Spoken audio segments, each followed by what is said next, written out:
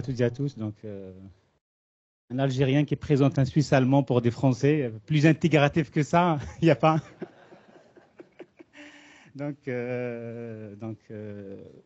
deux petits mots pour présenter Willy Kramer. Donc, j'ai choisi un peu, on regarde un peu dans tout ce que tu as fait. Donc, l'une des choses que j'ai trouvé intéressante à dire, c'est qu'il est le premier psychologue à être nommé professeur de psychologie associé à la faculté de médecine, de biologie et de médecine à Lausanne.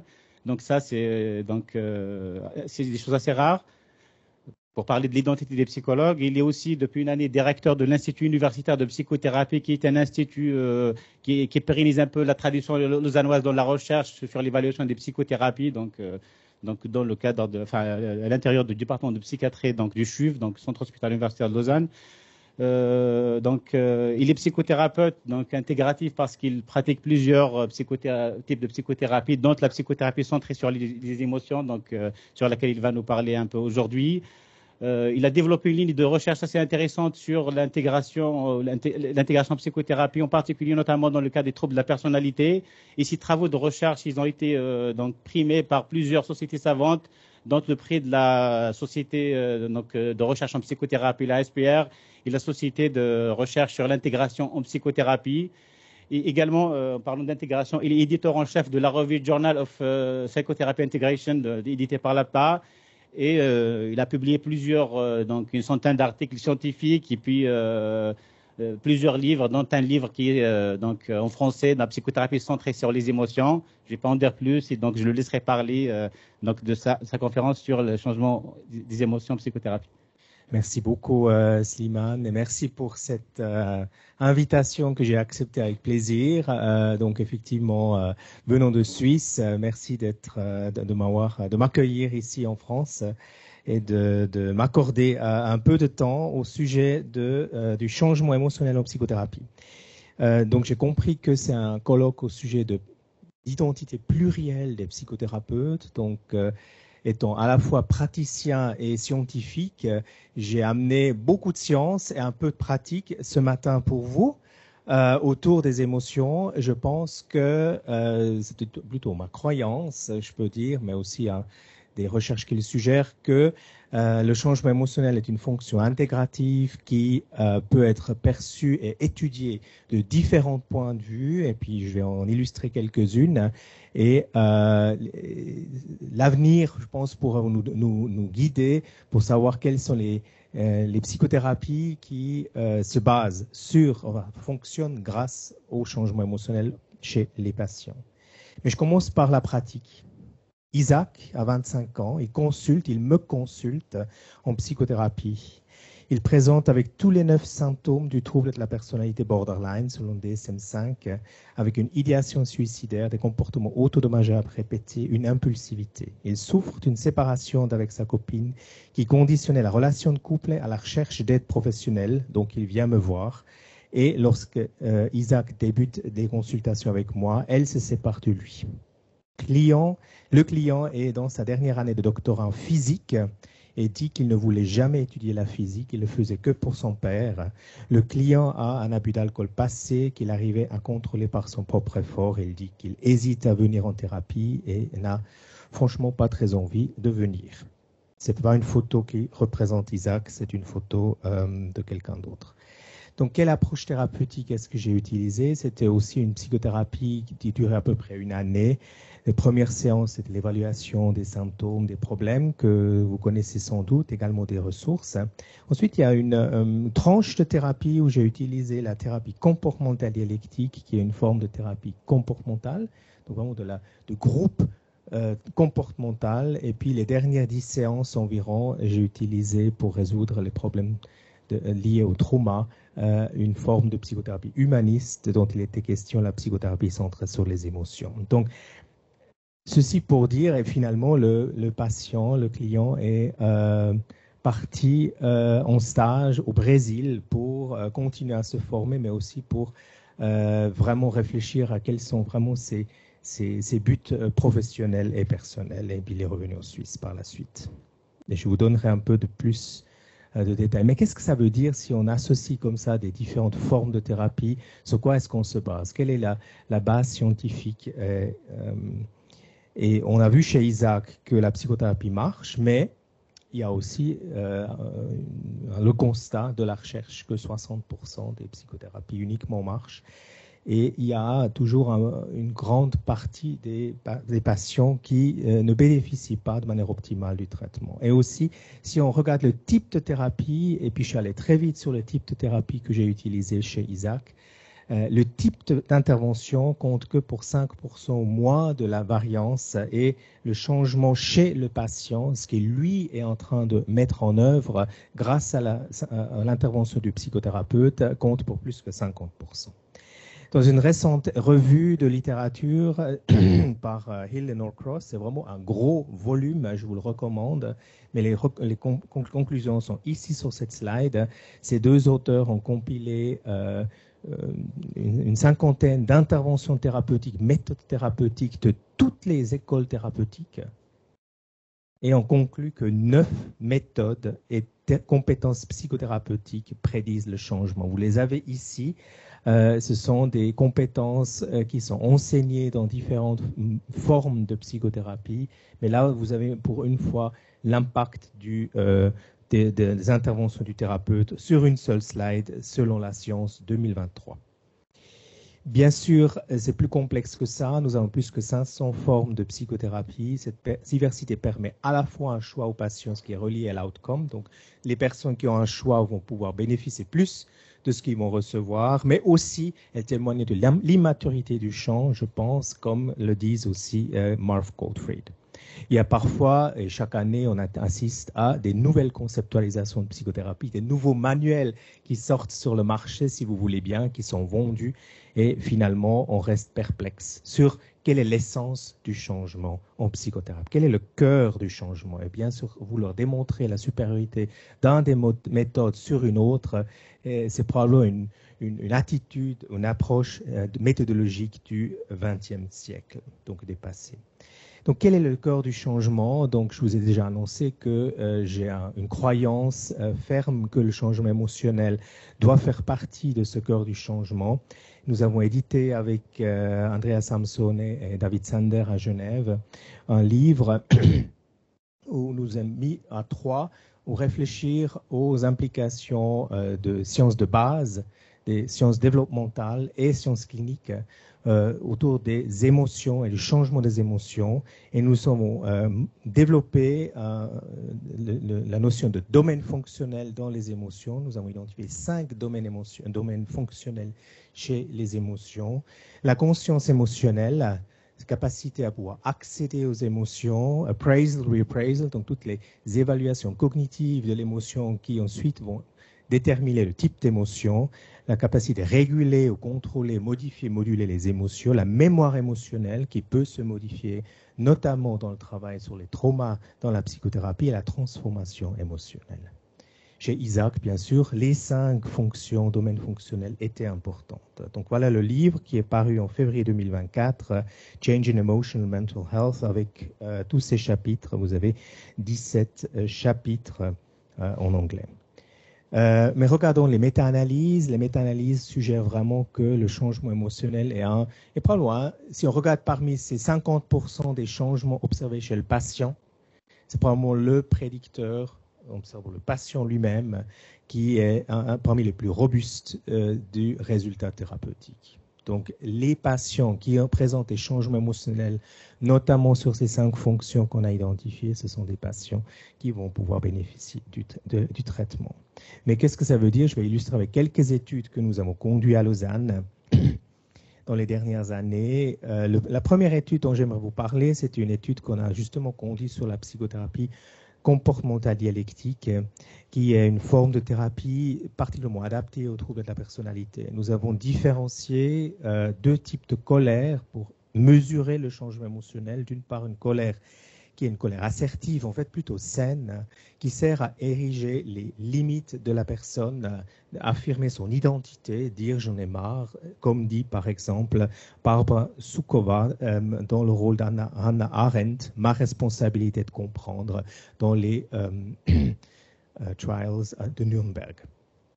Peut-être vous avez vu ce film. Un deuxième film illustre la colère rejetante. Enfin, je ne peux pas dire ce que Jack Nicholson a dit dans le titre presque ironique de Anger Management, qui veut dire effectivement la gestion de la colère, mais vous voyez ce qu'il a dit. Donc, on se pose la question, où est le management là-dedans? Mais c'est une forme de colère rejetante, ça veut dire accuse l'autre personne des causes de quelque chose de négatif et peut être assez dysrégulé par moment. Nous avons évalué pré- et post de traitement dans un cadre randomisé contrôlé, 2 groupes des patients avec un trouble de la personnalité borderline. On les a interviewés, on a transcrit et analysé ces vidéos qui ont été faites à part de ce programme d'intervention. Et nous avons codé les 2 types de colère. On était justement intéressés par les 2 types de colère. Et puis on a posé l'hypothèse qui est en fait la réduction de la colère rejetante, parce que c'est cette colère qu'on veut moins dans la thérapie, n'est-ce pas? À la fin, on ne veut pas que les gens se comportent comme Jack Nicholson, mais on veut plutôt des Barbara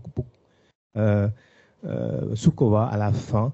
Mais les résultats étaient un peu différents, en fait. Donc, vous voyez, pour la colère rejetante, en fait, on n'a pas trouvé de différence significative ni pour le groupe qui était en traitement, ni pour celui qui était en attente. L'attente, c'est en bleu clair ici.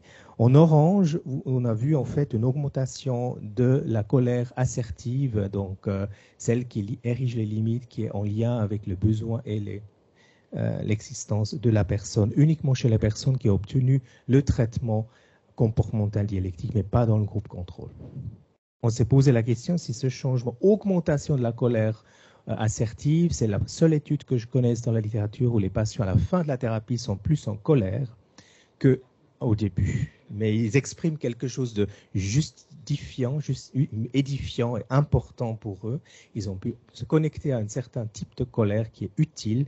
On s'est posé la question si ce processus émotionnel-là a pu expliquer ou médiatiser le changement symptomatique. Et c'était le cas. Donc, nous avons conduit ici une analyse de la médiation, c'est publié en 2016. Où nous avons étudié déjà l'effet direct entre groupes. Vous savez que c'était randomisé, donc il y avait 2 groupes. L'effet du groupe était significatif sur la réduction des problèmes sociaux ou problèmes dans les rôles familiaux et professionnels. Finalement, c'est ça qu'on veut le plus, que les patients soient fonctionnels au niveau de leur rôle social et professionnel. Donc, nous avons pris ça comme outcome et nous avons pu montrer que l'augmentation de la colère assertive médiatisait la capacité à pouvoir s'insérer mieux professionnellement chez les patients avec un trouble de la personnalité borderline. Ceci est une étude portant sur la thérapie comportementale. Est-ce que le changement émotionnel est aussi important dans les traitements psychodynamiques? Et surtout la capacité de mieux contrôler ou réguler les émotions dans ce type de trouble. Nous avons également ici testé cette hypothèse dans un échantillon de troubles de la personnalité borderline. Ce sont 60 cas dans une étude publiée en 2017. Nous avons pu montrer qu'il y a un effet direct entre une condition, donc il y avait 2 conditions, une qui était plus efficace que l'autre. Je passe des détails pour aller un peu plus vite. Et nous avons étudié, nous avons eu 3 moments de la thérapie, nous avons analysé mot par mot la capacité à réguler les émotions par les patients. Nous avons ignoré les thérapeutes, nous avons vraiment que regardé mot par mot ce que les patients énonçaient, disaient dans les séances.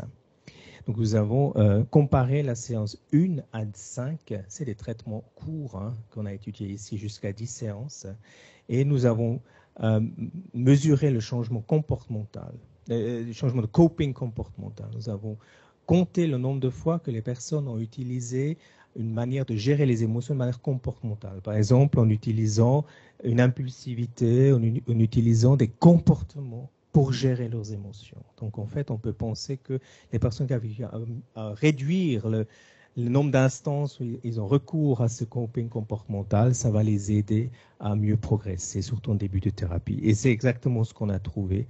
C'est la réduction du coping comportemental qui médiatise la réduction de symptômes après 10 séances.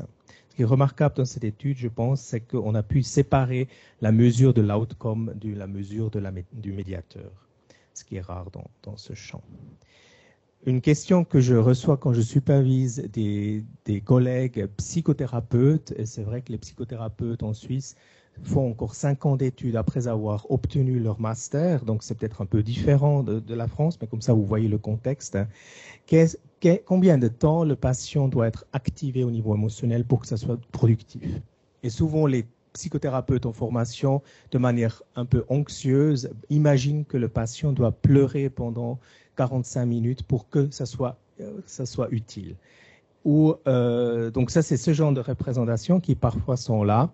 Et là, il y a une étude qui a été réalisée sur la psychothérapie centrée sur les émotions. N'est-ce pas? C'est un peu le prototype. On imagine, voilà, quand on pense aux émotions, les gens viennent et puis ils s'installent soit sur le divan, soit sur un fauteuil et puis ils commencent déjà à pleurer. Et puis on pense que ça c'est bien, en fait. Mais ce n'est pas nécessairement bien. Cette étude ici a montré que 15 minutes d'activation émotionnelle productive et optimale est en fait nécessaire et suffisant pour pouvoir produire un changement symptomatique sur la dépression.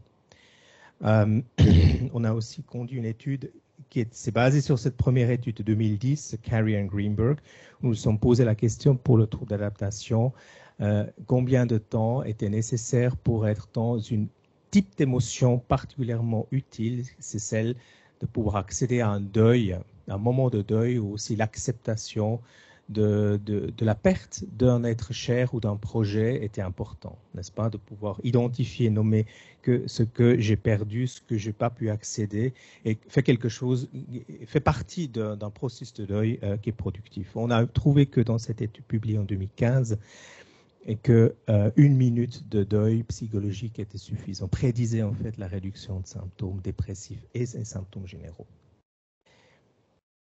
Raconter une histoire est quelque chose qui va de pair avec activer les émotions. Vous ne pouvez pas raconter une histoire sans que vous, en tant que narrateur, ni les personnes autour de vous vont être activées, vont avoir du plaisir ou pas à vous écouter, ou aussi, bien sûr, vous allez aussi, quand vous racontez votre vie, par exemple, imaginez vous êtes grands-parents à vos petits-enfants, il y a une vibration émotionnelle qui est évidente. Donc, en fait, étudier la narrative doit toujours aller de pair avec étudier le changement émotionnel. Il y a un système de codage qui permet d'exactement faire ça. C'est Lynn Angus à York University qui a développé le NACPS, Narrative Emotion Coding System, Process Coding System, que je vous recommande. Je pense que c'est un outil intéressant qui permet sur la base de transcription, minute par minute, d'identifier une dizaine d'indicateurs narratifs basés sur les émotions.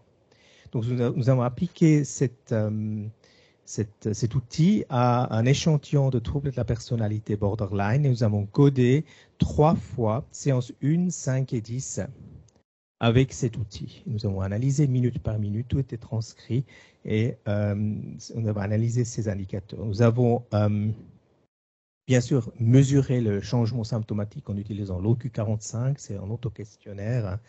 Et nous avons appliqué les codages NPCS sur la base des vidéos et effectivement les transcriptions 1 minute par 1 minute. Et nous avons postulé que les marqueurs narratifs basés sur les émotions qui sont peu productifs, non reliés au changement, sont en fait ceux qui devraient diminuer tout au début de la thérapie.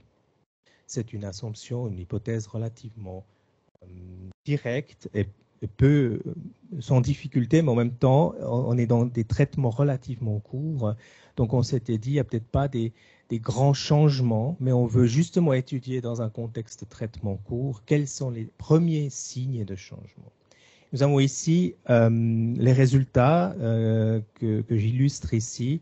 Les indicateurs problèmes, donc un patient qui continue à raconter une histoire sans émotion, en étant totalement déconnecté de ses émotions, ou un patient qui est tout le temps dans l'émotion, mais qui arrive en fait pas à faire une histoire cohérente avec un fil conducteur, par exemple.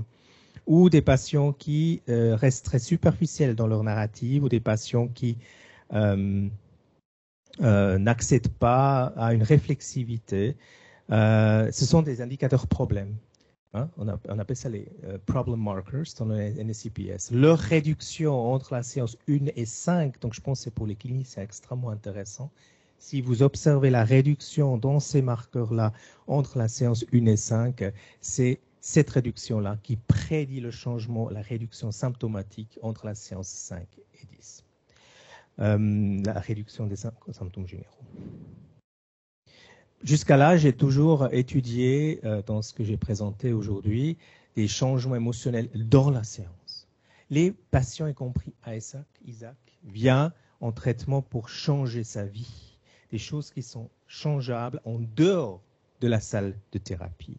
Pour cela, il faut qu'on apprenne à étudier le changement émotionnel en dehors de la vie quotidienne. Nous avons en 2024 maintenant des outils que tout le monde a à portée de main, c'est-à-dire le smartphone ou le téléphone portable.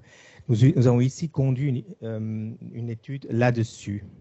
En fait, il y a plusieurs études qui montrent que le rapport des affects positifs, le rapport entre affects positifs et négatifs dans la prédiction du changement explique beaucoup plus de la variance de l'outcome que si on donnait juste des questionnaires sur les symptômes.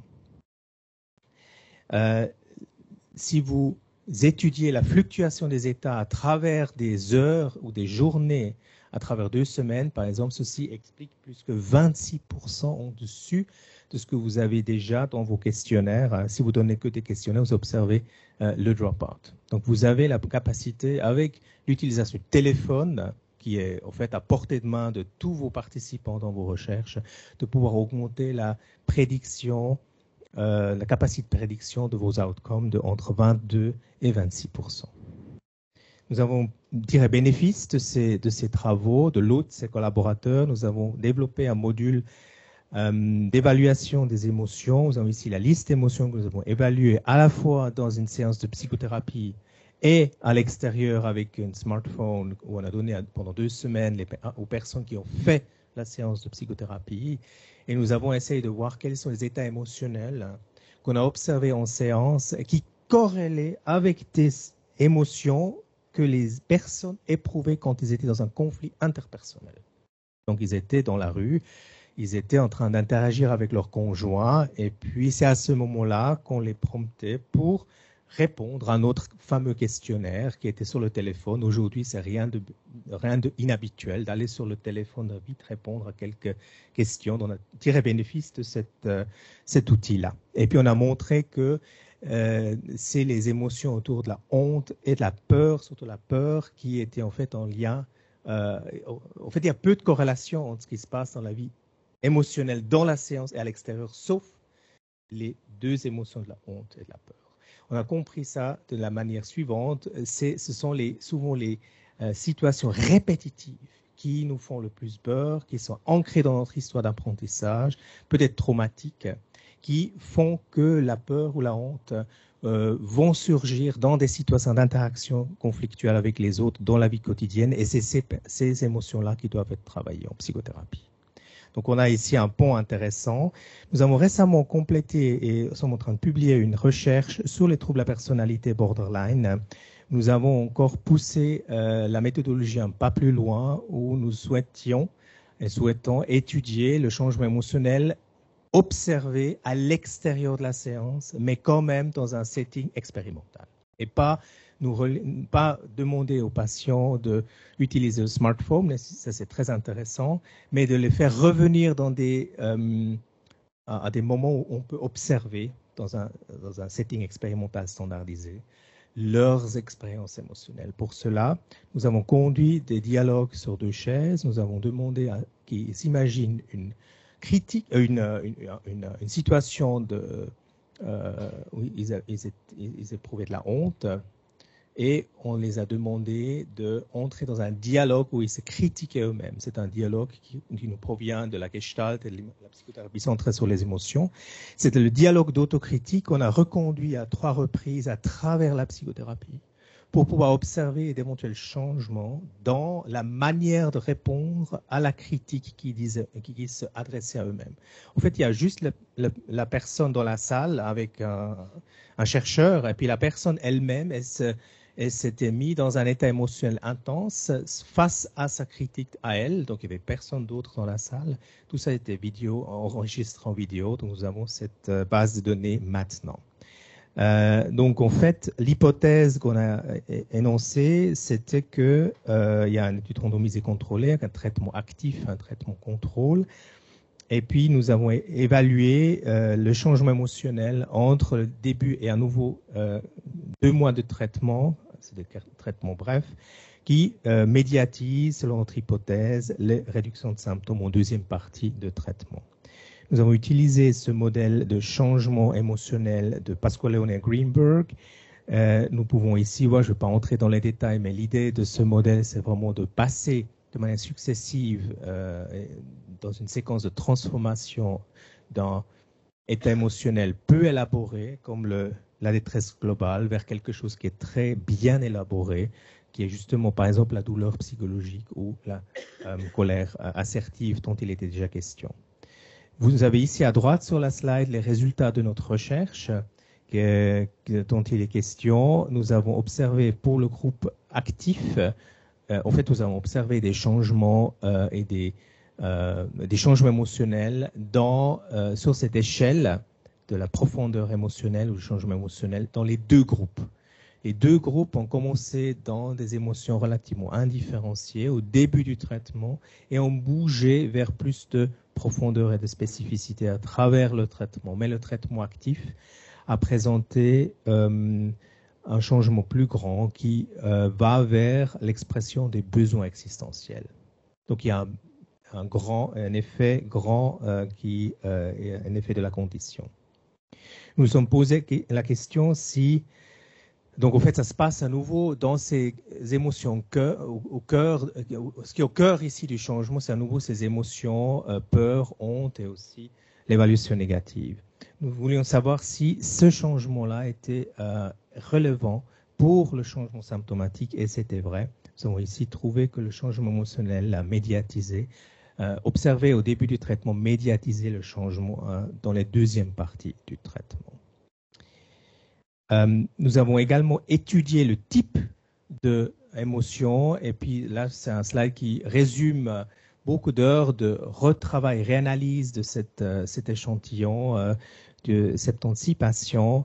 Nous avons pu montrer que l'expression de l'automépris envers soi-même pendant que le patient critiquait soi-même était transformée en quelque chose de plus autocompassionnel envers lui-même. Donc là, on a aussi des données un peu plus qualitatives sur l'ensemble de cet échantillon. Et finalement, comme je vous ai dit, il y a différentes portes d'entrée dans le changement émotionnel. Je ne vais pas m'attarder beaucoup, mais il y a bien sûr des marqueurs biologiques du changement émotionnel. Nous avons essayé dans le même design pré-post à nouveau, conduit une analyse pré-post dans l'FMRI. Nous avons comparé les mots autocritiques émises par les patients. Nous avons pu montrer que face à ces mots autocritiques, les patients changeaient leur réponse, aussi leur réponse cérébrale, notamment dans le precuneus bilatéral, qui est une structure qui est responsable de l'intégration de l'information complexe et cognitive. Quel est le rôle du psychothérapeute là-dedans? Pour faire très court, il y a un certain nombre, avec Yves de Rotten, on est en train de valider cet outil en français, de interventions ou style communicationnel du thérapeute qui favorise le changement, y compris le changement émotionnel. Donc, si vous voulez savoir comment vous, en tant que futur ou psychothérapeute actuel, vous pouvez favoriser potentiellement ce genre de changement, peu importe votre orientation théorique, les thérapeutes qui expriment leurs émotions de manière claire, présentent une fluidité verbale. Les thérapeutes qui ont une capacité à convaincre l'autre personne, les psychothérapeutes qui présentent une empathie pour la souffrance de l'autre et qui arrivent à réparer les ruptures d'alliance, ce sont les thérapeutes qui produisent un changement dans les séances avec leurs patients. Isaac à la fin de la psychothérapie, me dit: je vous suis très reconnaissant pour cette expérience de psychothérapie. À la dernière partie de la thérapie, quand je faisais face à mes souvenirs du passé, et je parlais aux gens dans ma vie, c'est en imagination bien sûr, c'était quelque chose que je ne pouvais jamais imaginer. Il sourit. J'étais heureux de le faire, car je me rendais compte que c'était nécessaire. J'ai réalisé que j'ai contrôlé beaucoup de choses de mon passé. Les dialogues avec mes parents en imaginaire m'ont aidé de me réconcilier avec les choses de ma vie qui ont été difficiles. Maintenant, j'ai beaucoup moins de poids sur mes épaules. Donc, je vous remercie pour votre attention. Je vous invite à venir au congrès à Anvers, c'est proche de la francophonie cette année, en Belgique, du 23 au 25 septembre, au sujet de traiter le trouble de la personnalité dans un temps de changement. Merci pour votre attention.